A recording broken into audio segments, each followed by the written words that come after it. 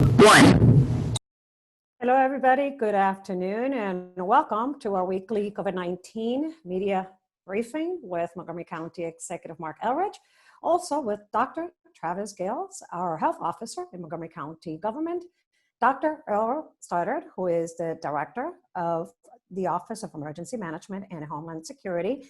And also joining us again this week is Dr. Gilberto Zelaya, outreach and also PIO for the Elections Department, Board of Elections. I'm Lorna Virgili, Hispanic Public Information Officer for Montgomery County government. This is a briefing for the members of the media. And as you know, use the chat to ask permission to record and also to pose your questions during the Q&A portion of this presentation. And with that, Mr. County Executive, opening remarks.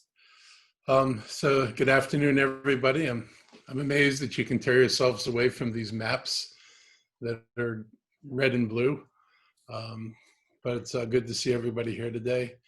You know, over the last few weeks, we've been talking about the uptick in cases in the county and around the state. And we made it clear last week that this uptick was not an anomaly. It was not, you know, what we had seen occasionally before, where one day it would spike and the other days would be reasonable or at least not horrible. We have definitely gone beyond the one-day spike, and our daily case counts have been well above 100 now for a couple of weeks. And today our case count is 153. Yesterday was 122. Monday was 163, and Sunday was 121. So we're not getting the reprieve down to the 45s and 37s anymore. These numbers are all substantially higher. Our positivity rate since Sunday has fluctuated between 3.2 and 3.7. Today it's 3.3, but I've got to add that, you know, our positivity rate and the way the state calculates it is different than the way other people calculate it. And I agree with the letter that Comptroller Franchot wrote, calling into question the use of, you know, the way we're calculating positivity based on the number of tests that are given, which doesn't take into account that some people are tested every week, if sometimes not even more frequently than that, and that other groups that do test positivity and have that data for the state of Maryland, they show our rates significantly higher than the 3.3, and the state's number is also significantly higher, and actually over 5. I don't understand the use of the data in that way, but I also don't think it's right. And then I know that Hopkins, which was calculating the rate differently, and you know, there have been news stories about the difference between Hopkins rate and the state's rate. They changed the way they calculate it, not because they made a decision that the state's way was a better way. They did it because they no longer could get the information from the sources, as they said, that enabled them to calculate it based on people rather than on tests. So our positivity is technically, depending on our chart, looks okay. We're in the low transmission range, but if we were using the way it's calculated in some other settings, we would be in the medium transmission range. Meantime, our cases per 100,000 have been over 13 since Sunday. Last week when I reported our cases, we were at 11.9, and 2 weeks ago we were at 10.4. So this is basically a 30% increase in our positivity rate. I will again point out that over 10 was considered high transmission. Under 5 was low, 5 to 10 was medium, and over 10 was high. And again, I'll point out that when the governor was talking about reopening and moving carefully to reopen, these numbers were considered too high. And this is not a Montgomery County anomaly. This is actually a statewide anomaly, not an anomaly, statewide situation. 17 of the 24 jurisdictions have cases per 100,000 over 10. And in the large counties, Anne Arundel's at 14.2, Baltimore County is at 18.3, Baltimore City is at 17, Frederick is at 12.6, Montgomery County is at 13.15, and Prince George's County is 15.54. These numbers are very concerning. I know that other county executives are are thinking about what they're going to do, because we cannot afford to have these numbers to continue to go up. The more cases there are in the community, the more people are going to get infected. Without an ample supply of any treatment and without a vaccine, you simply cannot drive you these numbers and just take no steps at all to try to bring them back down. I'm not a believer in herd immunity. You've probably heard me say that before.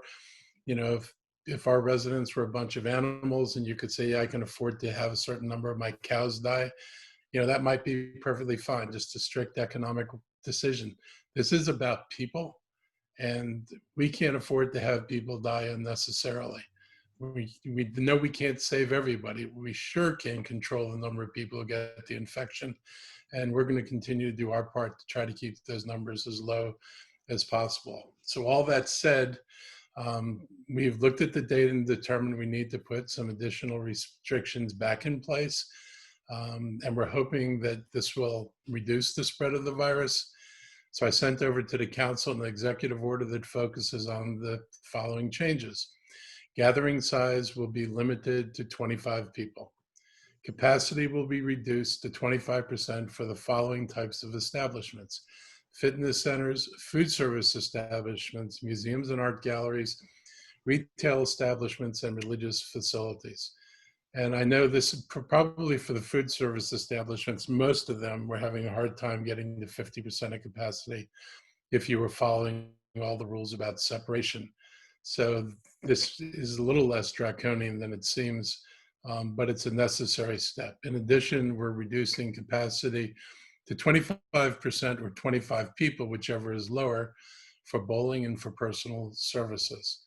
Restaurants must now collect contact information for patrons to assist with contact tracing. So if you're coming in and you're sitting down, we need to get your information. So if we need to contact you for contact tracing purposes, we'll be able to do that. Child care providers will continue to operate at our current phase 2 levels. We did not roll that back, but we also have not gone to the governor's phase 3 levels. The council will be discussing the executive order tomorrow. These changes will go into effect on Friday, November 6th at 5 p.m. This was a really difficult discussion. None of us are happy about having to do this, but we're more unhappy about the numbers and where these numbers are going. We only have to look at Europe to see what happened when people opened too soon, when they were too sure that they had beaten the virus, only to discover that as people move more and more indoors, the cases are going up dramatically. Countries have already begun shutting down at a scale that we hope we don't have to go to. And we're hoping that by making revisions rather than outright closures, that we will be able to get a better handle on this. As always, people need to wear a mask, maintain a physical distance, and wash your hands regularly. I know we're going into the holiday season, and it is really hard to say this, but people would be vastly better off if they did not do the traditional holiday gatherings. When we look at the data from contact tracing, it is family gatherings, social gatherings that really stand out as drivers of how people get infected. So as hard as it is, and we've got 2 big holidays coming up, with Thanksgiving and then celebrations around Hanukkah and Christmas and the other holidays. It is difficult not to do these family things. I'm used to sitting around the table with my grandkids and my daughter and son-in-law and their families and extended families, and I'm not going to be doing this. And I'll have a very quiet Thanksgiving, and I'm sure very quiet other holiday dinners. But the risk of getting people infected is just too great. We need to be patient. I know patience is difficult at times, but the consequences of not being patient are pretty serious. People tend to focus on the death rates, what gets lost in all this.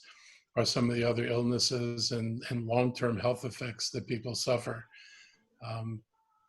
So I'd rather not subject people to that, and I hope people can be patient, do dinners and holiday gatherings via Zoom, talk to each other, see each other, but don't come together in one place and share food around the table.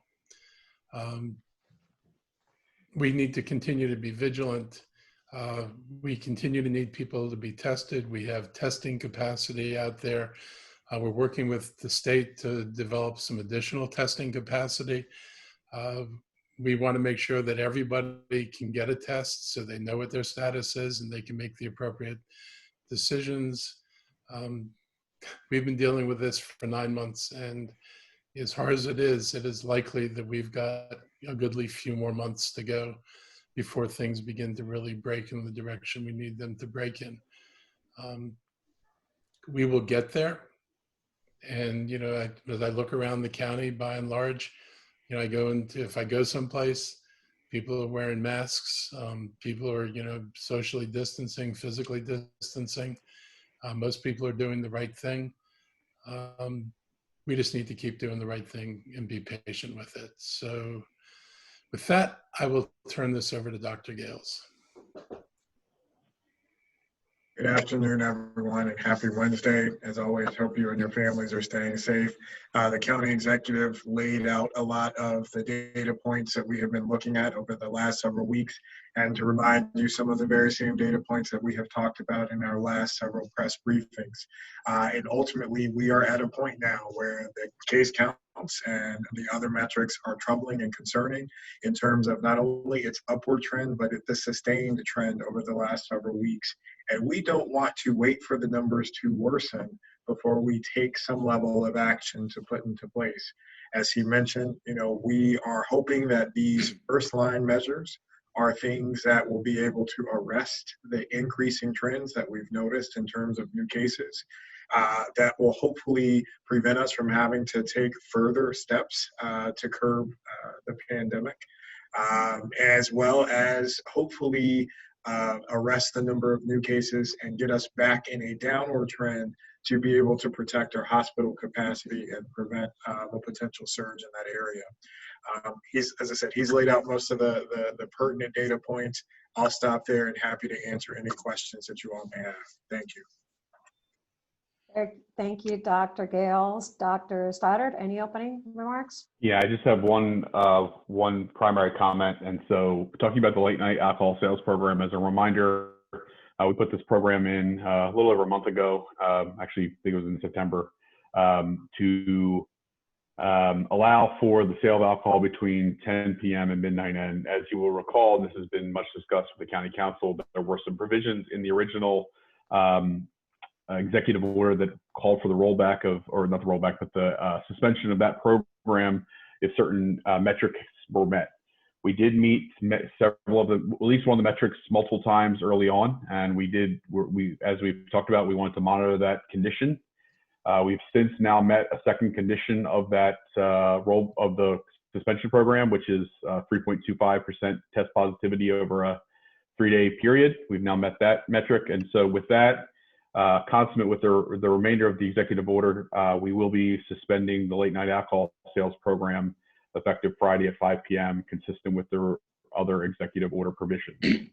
And so obviously this is not, as the county executive said, something that we've been interested in doing. We waited as long as we possibly could to make sure that the changes that we've seen in our case counts were sustained. But given that they are both sustained and frankly increasing in their magnitude, we realized that we had a responsibility to follow the original metrics and also protect public health. So that's all I have for today, and happy to answer any questions after we're finished. Thank you, Dr. Stoddard. Dr. Zelaya, some opening remarks? Unmute, please. You need to unmute. Sorry, I'm Thank kind you. of delayed in my exhaustion, but good morning, everyone. So do you want to first and foremost thank not only the county executive, the council, our board members, but also all of our staff, volunteers, outstanding co-workers, and our civic-minded voters. Yesterday was November 3rd. Everything went smoothly. Some of the numbers I have to share, also some updates.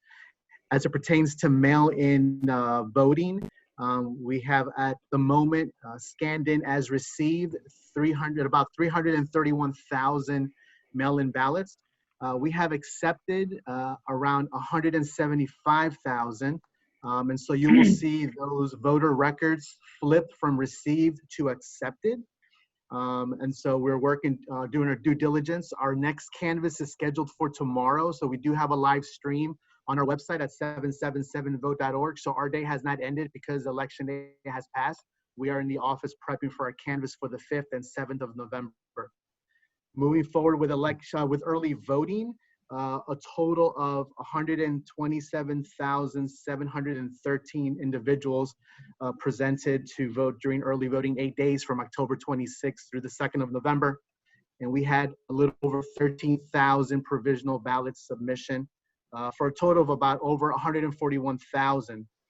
Now, as it pertains to election day, we had over 45,882 of our civic-minded Montgomery County voters voting in person yesterday. About 5,600 provisional ballot submissions. And if you add those totals together, the outcome as of yesterday is approximately 78%. And for you number crunchers, in 2016, that percent was 73. So far we surpassed it by 5%. Mind you, that number is fluctuating after our canvass and after we start our count and making sure that everything is tallied. Regarding the issue with the delayed results on our scanners, keep in mind we have 304 election day scanners that was sent out to our 39 vote centers. Bethesda Chevy Chase had 2 voting centers within the facility, so that's 40 locations. The upload takes about 10 minutes per memory stick. Once again, the upload time is about 10 minutes per memory stick, and we have about 304 scanners that were utilized and leveraged yesterday on election day. The reason was because of the delay, because of the interest in having precinct-based reporting. We have 3 technically ballot styles. We have the 3 congressional districts, 3, 6, and 8. But for the interest of having precinct-based results, there are some delays in that. Please rest assured, we will count all votes cast. Most definitely, the State Board of Elections releases statements. We use the equipment provided by the State Board of Elections. We're doing our due diligence to get those results. And to close, I want to thank everyone for their patience. This election season 2020, with the onset of COVID, has turned into the election 2020 of patience and delayed gratification. So please work with us. We're doing our due diligence, and daily after tomorrow's canvass, you'll see uploaded results as we go through the election day scanners and incorporating those canvass ballots starting tomorrow. And then you will see more received mail-in records flipping to accepted. All right, thank you, Dr. Zelaya. There is a request on the chat from Telemundo, Washington, D.C., for you to say a few words of that opening in Spanish language. With your permission, Mr. County Executive, will go bilingual for the benefit of that particular media outlet. Thank you for understanding. Breve, Dr. Zelaya. Sí, breve, ok, muy breve. Muchas gracias por todas las personas que están hoy en día. Para que sepan las contabilidades, ¿verdad?, de los resultados durante la votación por correo, hemos otorgado más o menos, recibido más de 331,000 papeletas por correo y hemos aceptado más de 175,000. Para las personas que se presentaron a votar en persona el día de la elección durante la temporada anticipada del 26 de octubre al 2 de noviembre, se presentaron más de 127,000 votantes y de esos votantes, 13,600 votaron provisionalmente.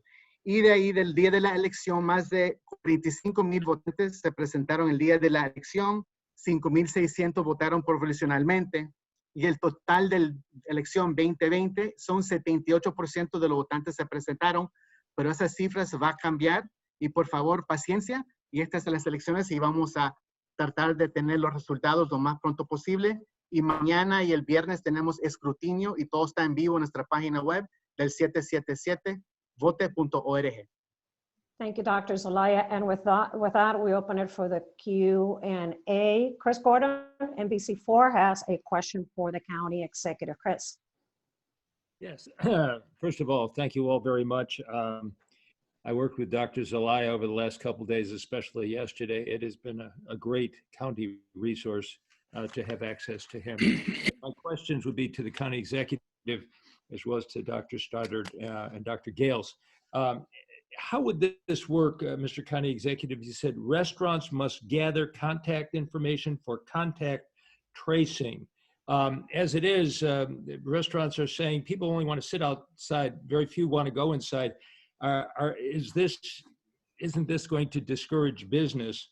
And I'd like Dr. Stoddard to address if he has told the bars and restaurants yet and what it will mean to them, no alcohol service after 10 p.m.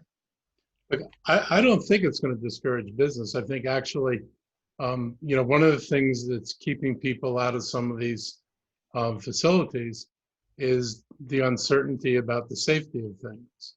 And I think that letting people know that, look, if something happens, if we need to contact you, we're going to be able to contact you is pretty straightforward. I've seen this in the District of Columbia. It's just simply, they've got a piece of paper, they've got a place for name, address, and contact information. You just put that in there and the story's done. Some places only take one person from the party because you figure you all went there together.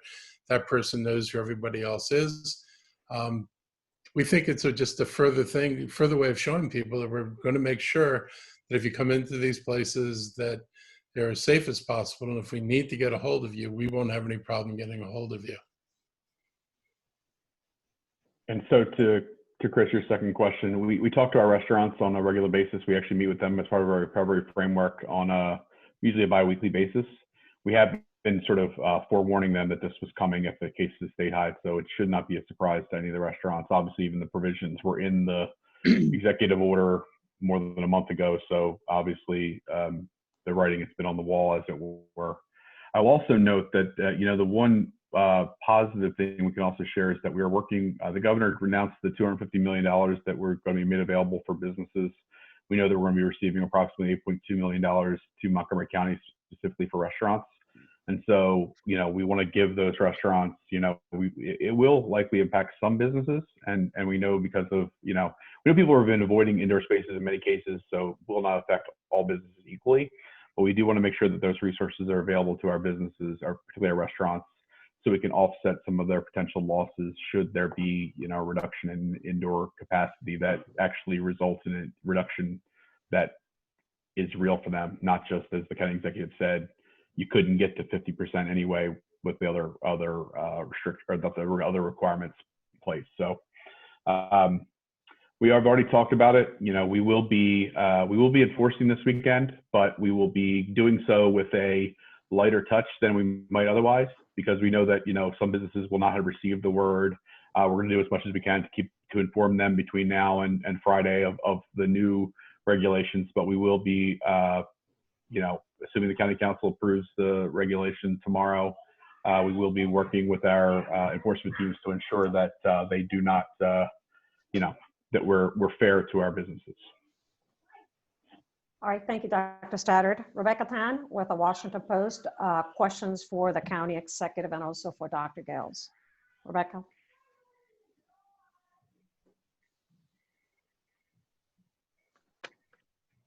Rebecca, is she there? Hello? Can you There hear you me? are. Yes, we Oh, can. hi. Sorry about it. Thank you so much. Hope everyone was able to get some sleep. Dr. Gayles, daily cases have been on an upward trend for several weeks now. So what was the tipping point here that you guys made in deciding to reimpose restrictions?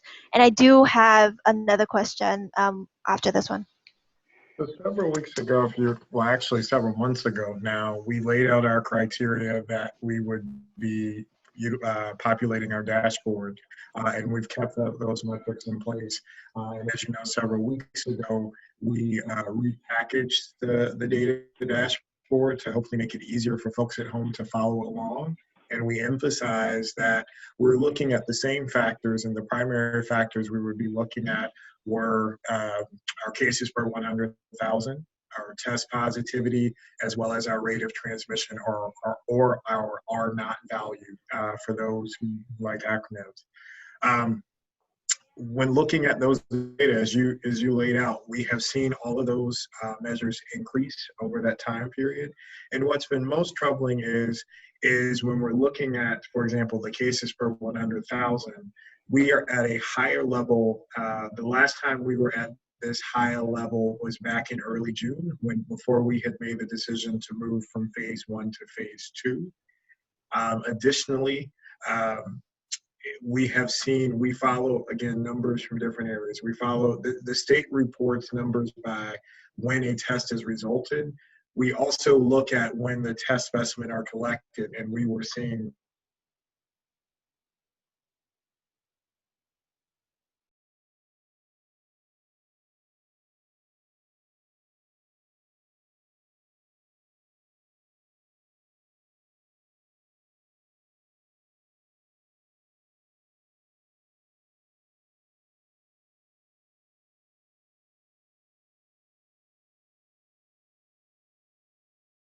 again, looking at our dashboard, that concerning criteria for being in the high risk transmission category.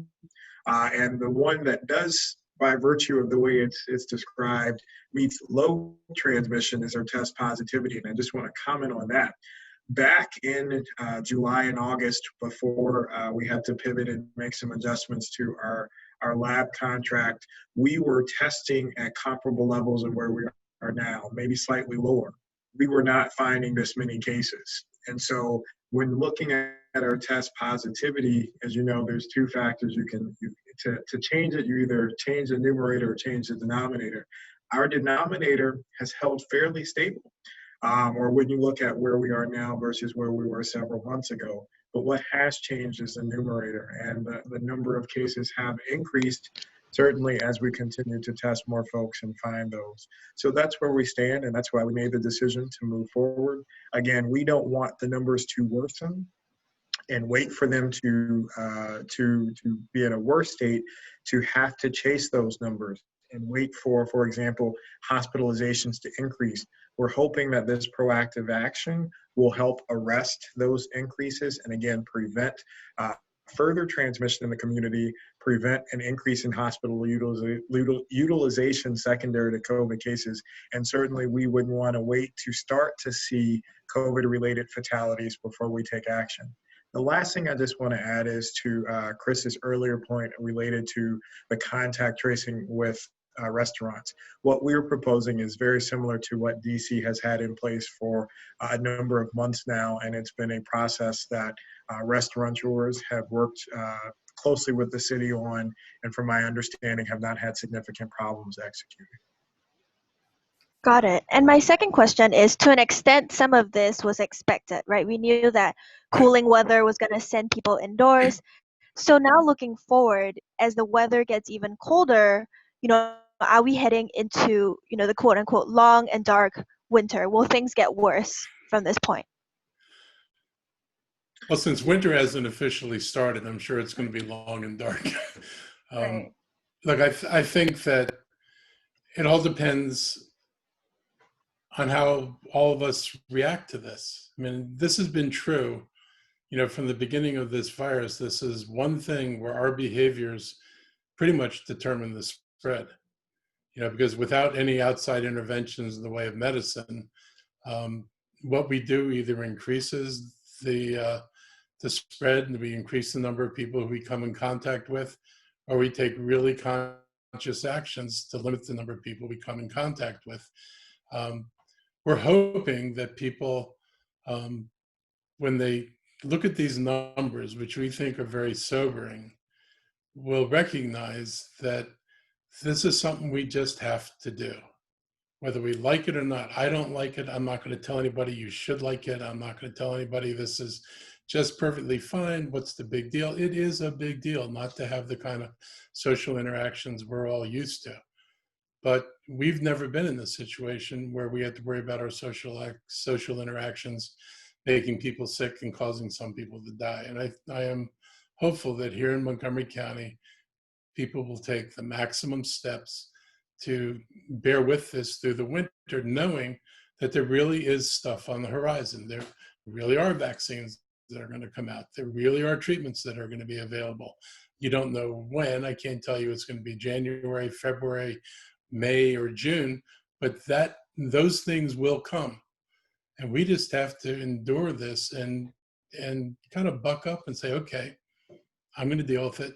I'll get through this, because the alternative is just worse. I mean, just the fact that our numbers went up as quickly as they did, there's no reason to believe that that trajectory will markedly slow down in and of itself and by itself, absent some behavioral changes on our part. All right. And now Kate Ryan with WTOP has questions for the county executive, Dr. Zelaya, and also Dr. Gayles. That's right. So many questions. Hi. I wanted to ask Mr. Elrich, you guys have sort of telegraphed this for weeks, saying we're ticking up. Just the other day, you were in Tacoma Park talking about how restaurant owners and businesses have been hit so hard by the Purple Line issue combined with Yes. COVID-19. What do you say to those like Mr. Ganir who are truly operating on the very thinnest edge of the wedge? So, I think I've said this before, but what I hate most about the government's response to what the federal government has done is putting us in a situation where you're weighing human life against whether or not a store opens up. And we would have all been better if the feds had stepped up and said, we're going to, protect people's incomes. We're going to protect, them against rents that they're not going to be able to pay if they're closed, and bitten the bullet and done that. So everybody could have peacefully closed things down, knowing that they weren't facing economic ruin. So we could have implemented the best health protocols, which probably could have gotten us out of this earlier and could have minimized the damage all along the way. Instead, the federal government refuses to provide adequate support to anybody. And even the governor, has been criticized again by, Peter Franchot for not going into his reserves enough to deal with this. You put us in a situation, not you, but the government has put us in a situation where we have to weigh these two things. I feel terrible for the owner. I hope that we get a different government in Washington that says, we really have to put our resources into this. This is like fighting a war. And you don't leave, the damage behind from a war and just say, oh, well, that was just the price of the war. Real governments intervene and say, we're going to undo this damage. And we certainly in this country have the wherewithal to do that if we choose to do it. So I'm hoping that saner heads prevail, that there's a more activist approach from the government, and frankly, a more pro-business approach that just doesn't allow people to become casualties of this, so that our health officials can do their job, which is prescribe the best path out of this from a health perspective, so they're not stuck trying to weigh, well, what are the political consequences are going to be, and what pressure is this going to put on the political leaders if I tell them you really need to do this? Are people not really going to do that? I hear this when I talk to other county executives. Everybody is trying to walk this tightrope, because we don't get enough support to make a rational decision on economics and a rational decision on health at the same time. And we need leadership that lets us do both. And I'll keep it brief. Dr. Gayles, question for you. And I think you addressed a lot of this with Rebecca's question, but again, I think people look at the positivity rate and go, hey, we're only in the 3% range. You've got room before you get to 5%. Why are you doing this? Why? It doesn't seem that bad. And again, I know we keep mentioning the case rate per 100,000. Is that the greater threat here? Which is the one that weighs most in coming to you? Kate, I think the question that you have put forward speaks to a phenomenon that is happening within our communities related to COVID. For so long, I think we have said that, it's COVID fatigue, and we know COVID fatigue continues to happen. But then there's also this phenomenon that I don't think we talk about enough, is the notion of risk assessment. It's not that bad. Or, when I look at the data and I say, well, the test positivity, it's only this number, but that hides how many actual cases you have. It hides the rate of transmission. And it's why we, again, look at a host of measures and don't fixate and focus on one particular one, and look at all of them within the context of what's happening, both from a local perspective as well as when we look across the state. So when you talk about test positivity, our test positivity actually has increased. It was at a low of, I think, 2.3 within the last couple of weeks. It's now over 3. The state's test positivity rate, I believe, is at 4 or just over 4. When we look at some of our neighboring jurisdictions, for example, Prince George's County, not to call them out, but their test positivity today is, I think, 5.2. So we're starting to not only look at the hard number, we're looking at the trends, again, so that we're not waiting for that number to be a worst case scenario before we step in and act. Because, again, our job is to keep people safe as best as we can and prevent those larger term consequences from happening. Now, to further comment about the risk assessment approach, is part of the challenge has been, when we were at the early stages of the pandemic, we were talking about hundreds of cases a day. We were talking about double-digit fatalities on a daily basis. Now, over the summer, as the numbers have improved, we've not seen comparable, again, upticks in hospitalizations and COVID-related fatalities compared to where we were earlier.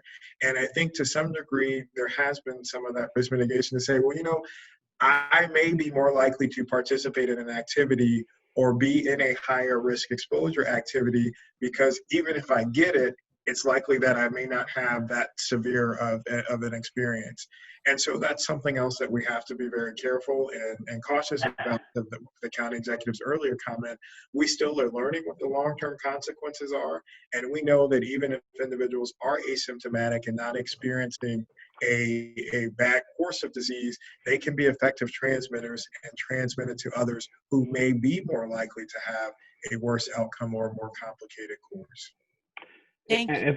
If I may also, Dr. Gayles used a great analogy, I think, last week when we talked about if you had a room in your house on fire, you would deal with that room on fire before it became engulfed multiple rooms and your house. But I think going further with that example, not only would it be harder to deal with the problem as it goes beyond your room, but the measures you would have to implement are more aggressive and more, potentially cause more collateral harm too.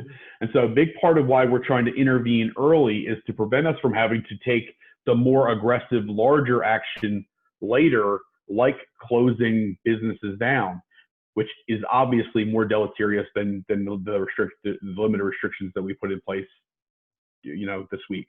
And so I think a big part of this is we don't want to have to back ourselves into a corner where our only recourse is to do something that is going to be even more devastating to the businesses. And so we'd rather, do this measure now, hopefully curb it before it gets out of control, and then, roll that, we can easily pull these restrictions back once we see improvements in the case rates moving forward. I think that just gives it's a less of a shock to the system if we do it this way than if we have to go the more aggressive route in 2, 3, 4 weeks. Gotcha. And then for Dr. Zelaya, just very, very briefly, you talked about be patient. It's going to be a bit of a long haul. We've got a lot of work to do. What are you hearing, if you are, from both your elections judges and just voters in general about, we get it, we can wait, we understand this is the process, and how much more education do you think is needed for people to understand, even in normal circumstances, that votes are counted after Election Day? Yeah, I think this election was a bucket of cold water as pertains to their history class in high school. The process is slow. It's about being precise and not necessarily speed. And if you go to our website and our social media page on Twitter, I by design place multiple videos, short 1-2 minute videos, to show what occurs throughout the process and after. So the election is not over. This is an opportunity to embrace the franchise, to understand that Election Day is beyond every other year where our voters present twice within that even year. there's a lot that goes in, and that's why I want to acknowledge our poll workers for stepping up, considering the COVID conditions. I applaud them, every single one of them, and our staff, and everyone from the media to the county executive to the council for supporting our efforts. At the end of the day, this is a team effort, so patience, definitely patience, and we will do our due diligence to serve everyone appropriately. Thank you very much. I appreciate it. Thank you. Brianna Adukusuma has a question for Dr. Zelaya. She's from Bethesda Beach. Brianna. Yeah, thanks. I just wanted to know, just briefly, did you guys have any kinds of issues at the polls with voters, whether that was people refusing to wear masks or any voter intimidation? No, at the end of the day, I think our voters, our civic-minded voters, made a vote plan. They made a decision early on if they wanted to vote by mail. In person, if in person meant during early voting 8 days, or there were the constitutional purists where election day is the Tuesday after the first Monday in November. Either way, they all showed up, they did their due diligence, and it was very peaceful. You could tell by our wait times. There were minimal wait times throughout the whole day. The first day of early voting, the first 3 days were busy, and the last day, give and take. But I think that everyone used a lot the app that we designed, and it kind of, you can see how it spread the electorate on election day amongst our 39 vote centers.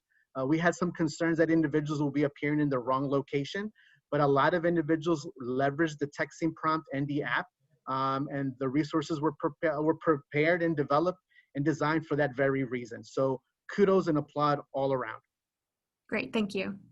All righty, and with that, I do not see any more questions on the chat. Journalists, going once, going twice. All right, I guess we're done for today. Thank you, everybody, for joining us, and thank you, gentlemen. Have a great afternoon and be safe. If I may say, before we go, I saw Caitlin Peets had a little bit of an injury overnight. I just wanted to say well wishes to you and hope on a speedy recovery. All righty. Thank you, Dr. Stoddard. Thank you, everybody. Good afternoon. Be safe. Take care. Thank you. Bye. Take care.